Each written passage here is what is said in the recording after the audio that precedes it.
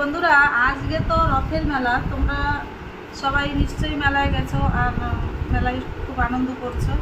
তো যাই হোক, তোমাদের দাদাভাই বাড়ি থাকে না, তোমরা জানো। তো যার জন্য আমি মেলায় যাইনি। আর মেলায় আমি রথের মেলাটা অত একটা যাই না, আগে যেতাম ছোটোবেলায়। তো রথের মেলা মানে কি বাচ্চা কাচ্চাদের জন্যই খুব ভালো হয়, তাই না?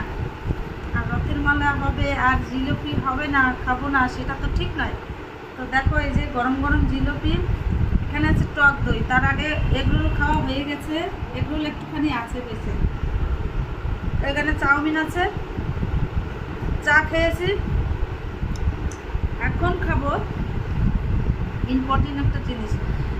মেলা মানে রথের মেলা জিলিপি, এটা কিন্তু ভীষণ একটা কমন জিনিস।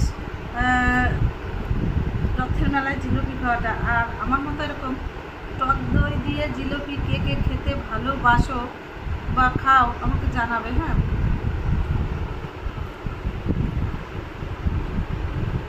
যদি কেউ না খেয়ে থাকো তাহলে বলবো একবার করলেও খেয়ে দেখিও,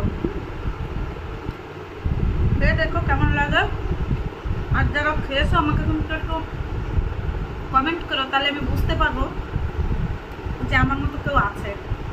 না হলে ভাববো আমি একাই মনে হয় এরকম পাবলিক। তবে যারা খাওনি তাদের বলছি ভীষণ টেস্টি হয় কিন্তু। এবং না খেলে অবশ্যই এক্ষুনি কিনে খাবে বা আজই কিনে খাবে। হ্যাঁ।